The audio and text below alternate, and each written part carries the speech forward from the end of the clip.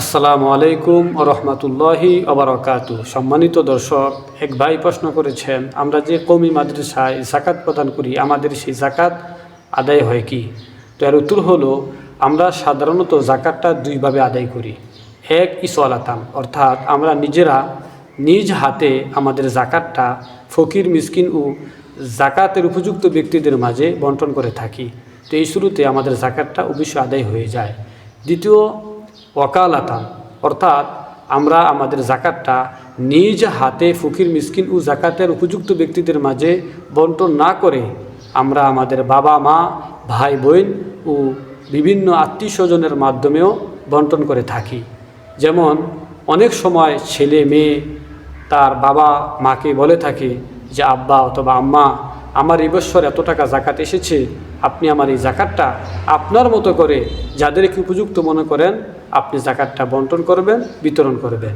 তো এই ক্ষেত্রে যদি বাবা মা অথবা যে যাকাত বন্টনের দায়িত্ব নিয়েছে সেই প্রতিনিধি ব্যক্তি যদি যাকাতটা উপযুক্ত ব্যক্তিদের মাঝে পৌঁছিয়ে দেয়, বিতরণ করে দেয়, তো এই ক্ষেত্রে যাকাতটা আদায় হয়ে যায়।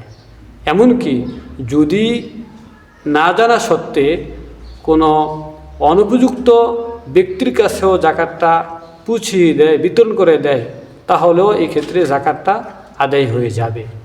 বাকি যদি জেনে শুনে কোনো অনুপযুক্ত ব্যক্তির কাছে যাকাতটা বিতরণ করে যাকাতটা পৌঁছিয়ে দেয়, তবে এই ক্ষেত্রে যাকাতটা আদায় হবে না।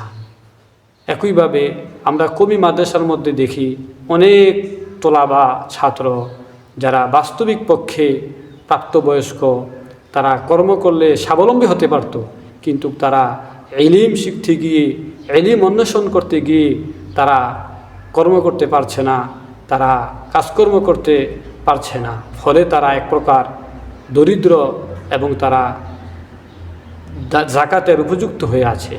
তো আমরা এক্ষেত্রে যদি আমাদের যাকাতটা তাদের কাছে পৌঁছিয়ে দেই, যেমন নিজ হাতে দিলাম, তো অবশ্যই যাকাতটা আদায় হয়ে যাবে। অথবা নিজ হাতে না দিয়ে যদি আমরা মাদ্রাসার যিনি সুপার অথবা মাদ্রাসার যিনি প্রিন্সিপাল অথবা যিনি মাদ্রাসার দায়িত্বশীল, যদি তার হাতে আমরা যাকাতটা রেখে দিয়ে একথা বলি যে আমি আমার যাকাতের একটা অংশ দিলাম, আপনি আপনার মতো করে যাকাতটা বিতরণ করবেন, যাকাতটা উপযুক্ত ব্যক্তিদের মাঝে পৌঁছিয়ে দিবেন, তো এই ক্ষেত্রে অবশ্যই আমাদের এই যাকাতটা আদায় হয়ে যাবে।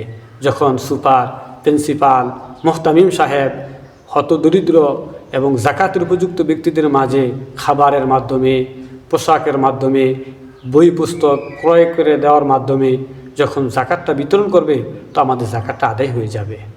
সম্মানিত দর্শক, তবে আমাদের একটু সতর্কতা এখানে অবলম্বন করতে হবে নিজের কল্যাণের জন্য।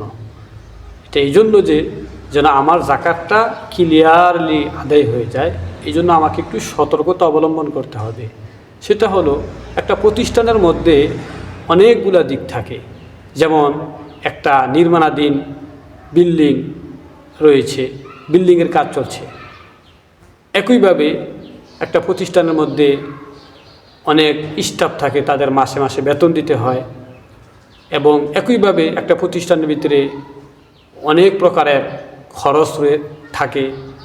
এবং একইভাবে একটা প্রতিষ্ঠানের মধ্যে হতদরিদ্র, অসহায়, যাকাতের উপযুক্ত লোক থাকে, তাদের খরচ থাকে।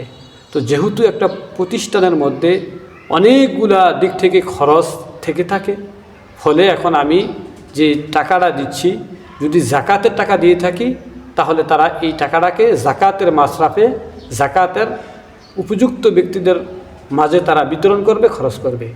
আর যদি আমি তাদেরকে দান দিয়ে থাকি, তাহলে তারা দানের টাকাটা অন্য অন্য খাতগুলোতে তারা খরচ করবে। ফলে আমার জন্য এটা অবশ্যই কর্তব্য, দায়িত্ব আমি জানিয়ে দেওয়া, বলে দেওয়া যে আমি যাকাতের টাকা দিয়েছি।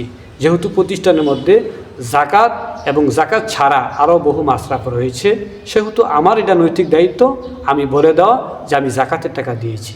আল্লাহ আমাদের সকলকে বুঝে শুনে আমাদের যাকাতটা কওমি মাদ্রাসায় দেওয়ার মতো তৌফিক দান করুক।